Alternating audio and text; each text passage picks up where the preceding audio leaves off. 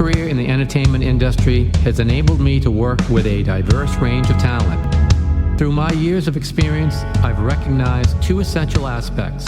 Industry professionals, whether famous stars or behind-the-scenes staff, have fascinating stories to tell.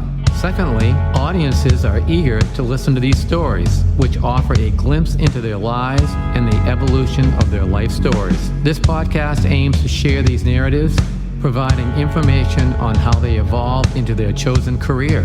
We will delve into their journey to stardom, discuss their struggles and successes, and hear from people who helped them achieve their goals. Get ready for intriguing behind-the-scenes stories and insights into the fascinating world of entertainment.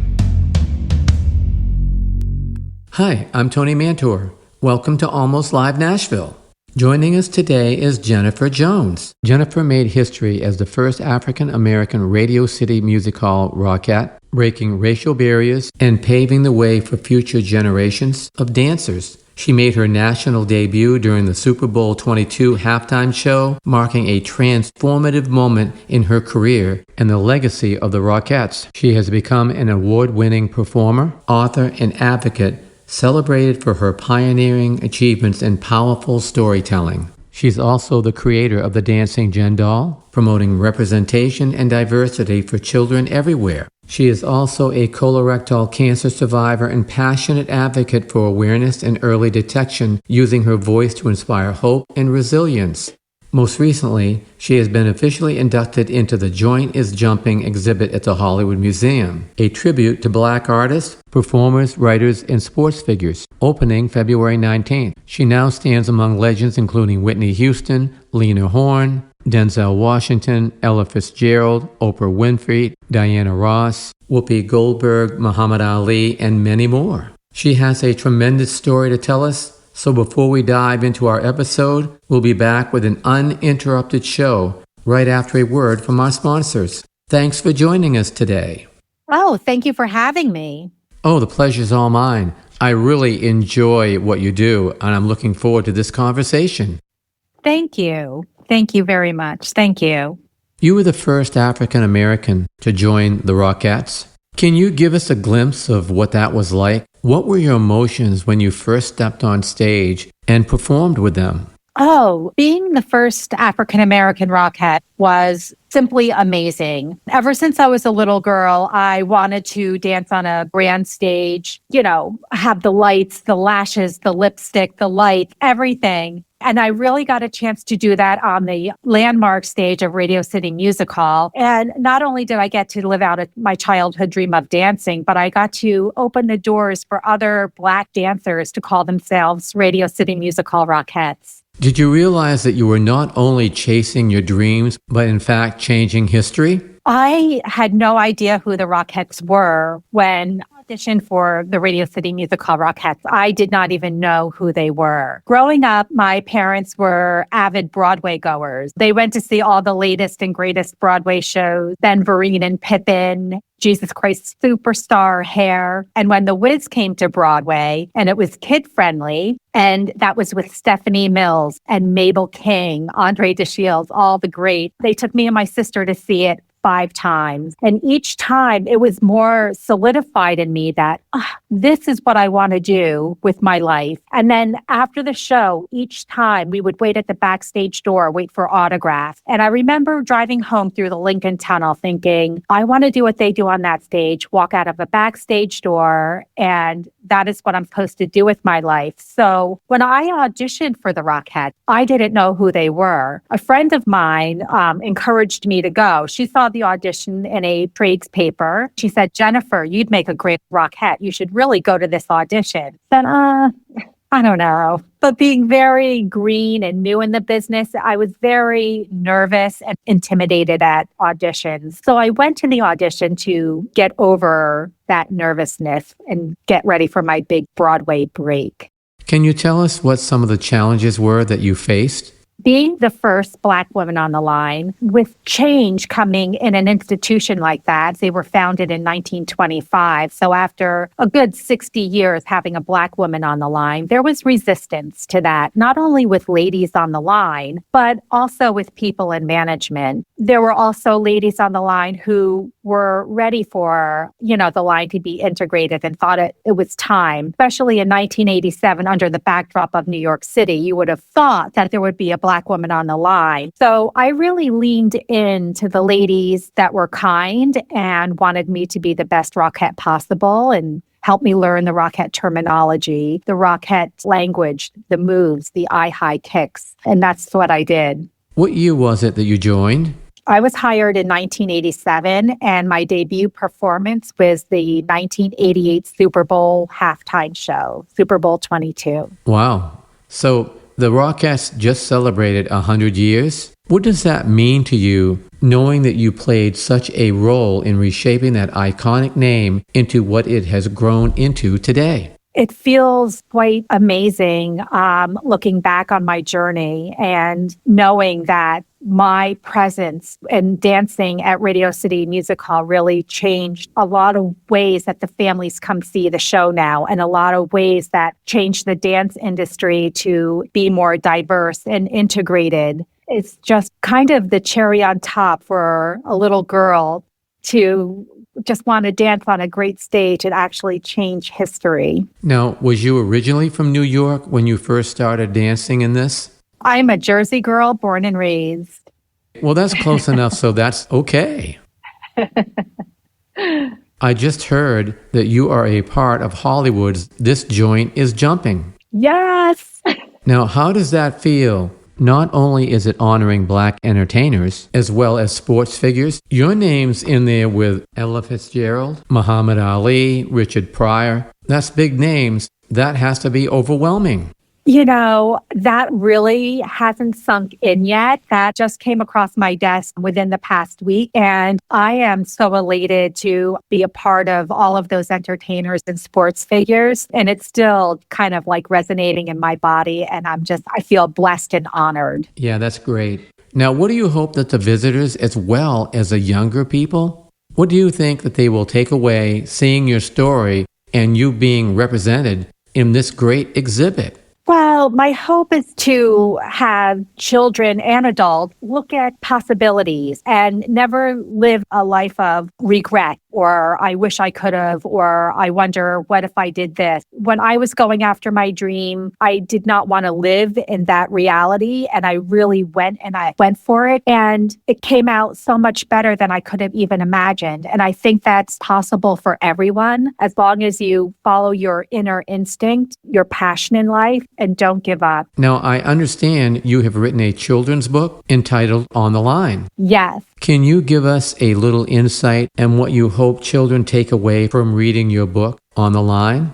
Well, for my children's book, I really wanted the connection for the child to know that I had a deep love of something at such a young age. And if they had a deep love of maybe being a chef or a soccer player or dreaming of being an astronaut, to always follow that passion. And what I really love about my book is the last passage, the last page. And I hope it fosters a conversation between a parent and child of what that child really loves to do in the world. And maybe the parents can kind of nurture that and bring that to life for them. Yeah, that's nice. You also wrote your memoir. Yes. I'm going to ask you another question. This time, we're going to dig just a little bit deeper.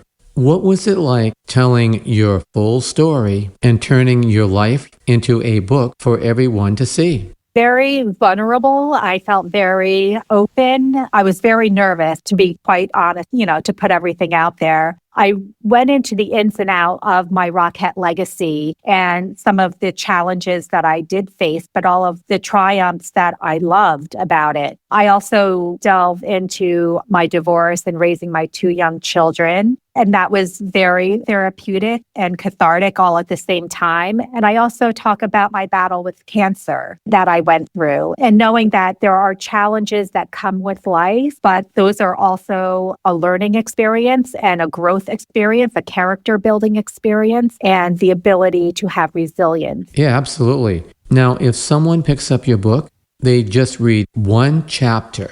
Which chapter would you want them to resonate with and why? That is a very good question. And I think I would have to talk with that person to actually direct them to a chapter, only because I talk about so many different facets of my life. And I've had a lot of people contact me that have resonated with different parts of each chapter or something that they're going through. So I would really have to connect with that individual. But I'm hoping that at least some part of my life can connect with others. Yeah, I definitely get that. Now, you just brought up your cancer.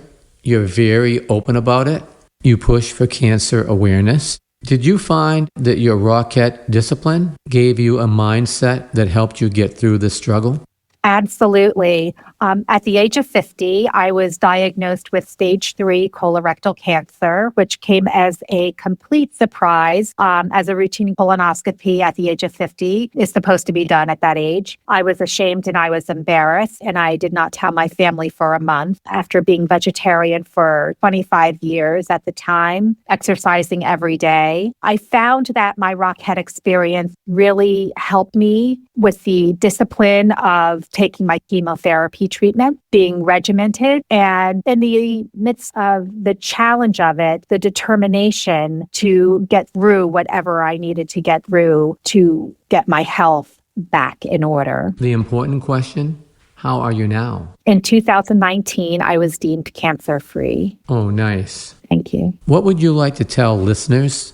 They might be putting off screenings or they might be ignoring symptoms. What would you like to tell them? A lot of people are afraid of the prep for the colonoscopy, and I always say you should be afraid of not knowing what's happening in your body. Colorectal cancer is being found in younger and younger adults, and researchers don't know why. And you have to be an advocate for yourself. Press for a colonoscopy if you're 30 and your stomach is not feeling right or something feels off. If you're afraid of the prep, they do have different at-home tests that you can do. However, they're not as effective as a colonoscopy. And there are resources out there, such as the Colorectal Cancer Alliance and the Colon Cancer Coalition websites that they can go to and get more information and help if needed. That is something that you are 100% correct on. It does seem like the age is dropping. I have my opinion on it, and that is I think that the food that we eat is different than what it used to be. Absolutely. Absolutely. I think there's too much fast food. There's a lot of sodas introduced into diets, and they have actually proven that they make these foods more addicting for people to eat. Yeah, I agree wholeheartedly. I'm as close to being a vegetarian as you can be without being one. Yeah. My diet includes a lot of plant-based proteins and foods.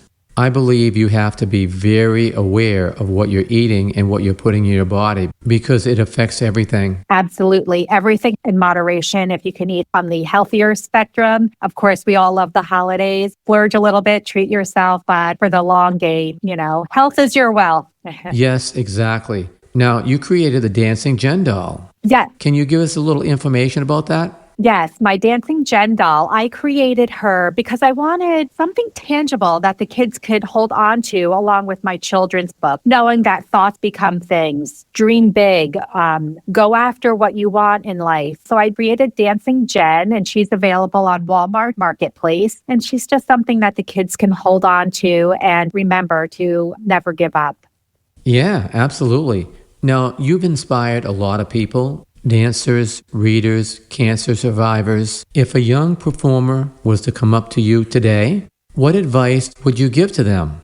For any young dancer or any young child in life is always train hard. Education is very important in no matter what field you go into. If you're a dancer, know your craft, take your classes in every aspect, modern, tap, jazz, ballet. And when you're nervous, that uncomfortable feeling is the growth. You don't want to stay comfortable. And being nervous is part of the challenge, getting over the nerves, going on the stage. But if that's what you want, live your life full-heartedly. And those uncomfortable moments is your growth moment. Now, with everything that you've done, all the hoops you've had to jump through, all the different things that have happened in your life, if you was to tell your younger self, hey, you need to avoid this, or hey, you need to do this, What would you give your younger self for advice? Over the holidays, I found pictures of me as a child, and I was looking at myself, and I could not imagine that my life would turn out the way it has. I cannot change anything in my life because everything has been a growth experience, a learning experience. Those challenges turned into triumphs. And if I did not take those twists and turns, I would not be where I am today. Yeah. Now tell me, how do you define success? Everyone has their feelings of what they feel is successful. If I can get here, if I can get there, then I'm successful. So what's your definition? Wow. There are different levels throughout as I'm aging, different levels of success. I wanted to, dance on a grand stage, and I got a chance to do that at Radio City Music Hall for a beautiful 15 years. I got my childhood dream of performing on Broadway. For years, I wanted to write down in black and white my Rockette legacy, and I have that becoming spectacular. And now I still have dreams and aspirations. So that, I don't think for me, that success level has gone away. I still want becoming spectacular to become a production and be seen on the big screen. I'd love to have a cartoon from On the Line for children. So I celebrate each of my wins, each of my triumphs, but there are still things I aspire to. When you look back at your career, from the Rockettes to a successful author, when you look at the journey that you've traveled, what are some of the things that still surprise you the most? I think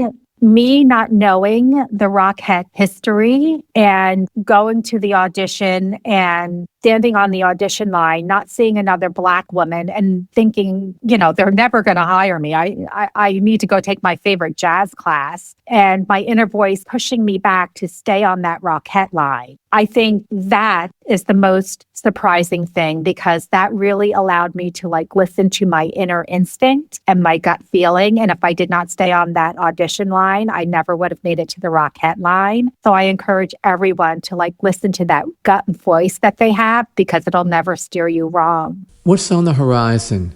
Where do you see yourself in the next 3 to 5 years?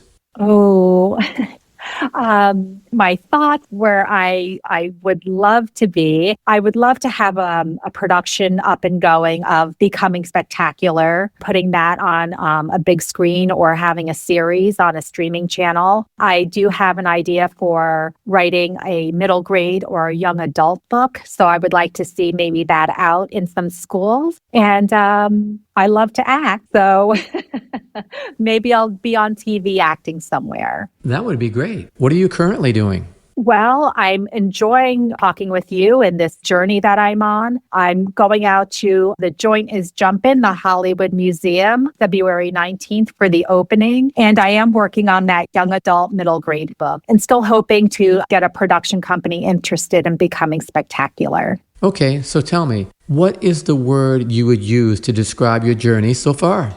I would have to say spectacular. Yeah. My life has been a ripple of ups and downs, such as everyone's life, but my life is truly spectacular. Yeah. People will give you advice even when you don't ask them. What is a good piece of advice that you were given? The best piece of advice that I received is there's been a lot. The late Frank Hatchett. He was my jazz teacher and my mentor at Broadway Dance Center. And that's where I started my journey of learning the ins and outs of the business. And I remember starting to take his intermediate jazz class. I would always stay in the back. And this one time, he pulled me up front to do the combination with all the quote unquote, the good dancers. And he told me, don't ever stay in the back. And so that really fostered my confidence to come up to the front and help me go on auditions, gave me that confidence to go on auditions and really put myself out there. Yeah. Now, music is a big part of your life because you dance to it. What is a song that if you're in a bad mood, you just need something to turn you around, get yourself back on track? What is that one song that will pick you up and get you going? Do you know the song September? Yeah. By Earth, Wind, and Fire? I can put that on and just start dancing, and that'll like change my mood in a second. I love it. Are you still dancing now, or are you putting that off to the side so you can focus on all these other things? I don't necessarily dance professionally. I dance at weddings and in my kitchen, but I am very active. I practice hot yoga. I'm a runner. I go to the gym. That movement is still, has that itch in my body. What is that one dream project that you still would like to have or go after? I've always wanted to be like a Maybelline, endorser, a CoverGirl endorser. I've always just kind of wanted to be one of those ladies up there. Yeah. Now, of course, there's nothing better than dancing with the Rockettes at Radio City Music Hall in New York City. Other than that, what is one of your more favorite places that you've performed? One of my favorite places that I performed was at the Fox Theater in Detroit. I was on tour with the Rockettes, with Susan Anton headlining the show. It was choreographed by Maurice Hines and Joe Layton. And we stopped in Detroit, and it was at the Fox Theater. Opening night, Aretha Franklin sent the Rockettes roses. Wow. I know. It was amazing. So that was a beautiful theater and a memorable experience. Yeah. What's one of your favorite Broadway memories? For me, performing or watching? Either one or both. Oh, one of my favorites is opening night of 42nd Street, the revival. My childhood dream, opening night. My mother was there. My grandmother was there. They went to the opening night party with me. They were such staunch supporters in my life. My children were very young. They would help me watch them, and they would take care of them when I was working. I was so happy to be able to share that, especially with my mother, bringing me to all those Broadway shows all those years. What's the first word that comes to mind when you hear the name Rockettes? Elegance. Okay, all right. I cannot disagree with you there. Okay, now here's a question for you. Broadway or Radio City Music Hall? Which one would you rather perform on if you had the choice? At my age? At this age today? At this age today, Broadway would be more fitting to my body. Yeah, I get that. Yeah. What are some of the things that fans have said to you, or they come up to you and give you compliments, or whatever they might say? What really resonates with you out of all the things that you've been told? Inspiration, that I inspire them. Yeah, that's a nice thing to say. I think that I would remember something like that as well. Yeah. Who is your dream collaboration you would like to perform with? Who is on that list? And it can be past or present. Well, the cast of The Wiz was really fundamental in my formative years. So Pin Battle, Andre DeShields, Stephanie Mills, Mabel King, Jeffrey Holder, any one of those greats that really planted that seed to let me know that I can do this too. So tell me, what's in your bucket list? You've mentioned several things throughout this conversation. Now, what is there that you really hope that you can do? There are so many things, but I really would love to be in LA, driving to the set of my production company of the film that we're making, and just feeling that vibe and just doing what I have in my head and just being in that, what I have in my mind, and making that a reality. The Rockettes are so well known around the holidays. What is one of your favorite holiday memories? Well, of course, all of my years performing during Christmas shows as a Rockette and seeing the families and the family traditions that would come in to see the show. And I would be able to see the first few rows in the house and seeing the children's eyes light up when we did the toy soldier and the soldier fall and the eye high kicks and just the awe and the inspiration and the light that just came over the children's faces. And then just going out and seeing the beautiful Rock Center Christmas tree at that time also. If you had not become a performer, what do you think you'd be doing now? I don't know. Maybe I would have a dance studio. Okay. Maybe I'm heavily into yoga. Maybe I would have transformed that into a yoga studio by now. I don't know. But something I can imagine very active. Yeah, that's really good. Now, finish this sentence. Becoming spectacular means? Becoming spectacular means everyone has a gift in their life to become spectacular. And no matter what challenges that come their way, that challenge is making you that diamond shine brighter. And everyone has a gift and a footprint to put on the world. And that is making everyone spectacular in their own personal way. So when you're not performing, you're not writing, you're just trying to chill. What do you do to chill? What is your go-to to let everything in this world kind of disappear? You make everything go away and you just enjoy yourself. I either practice yoga, I go for a run. I love dreaming. I love binge watching shows. So I can sit on my couch and binge watch. And I also enjoy reading. Oh, I'm glad you brought that up. What is your favorite thing to read?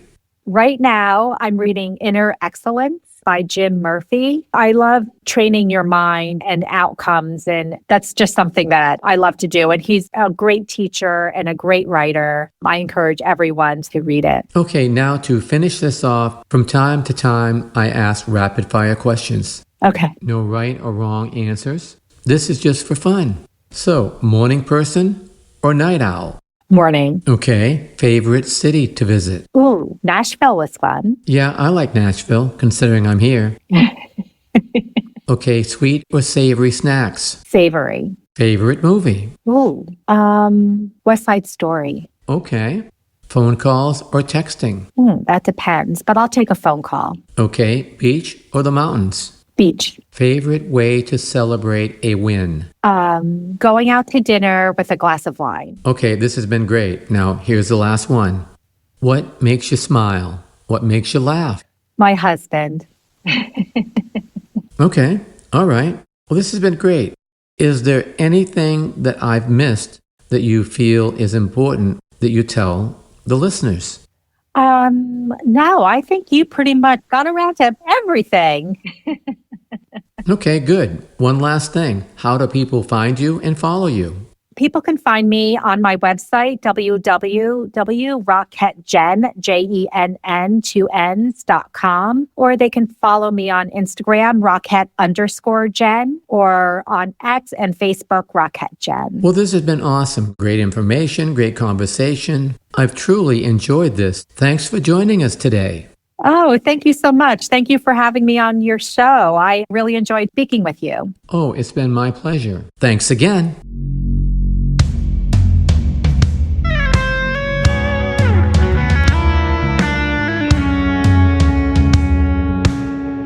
Thanks for joining us today. We hope you enjoyed the show. This has been a Tony Mantor production. For more information, contact media@plateaumusic.com.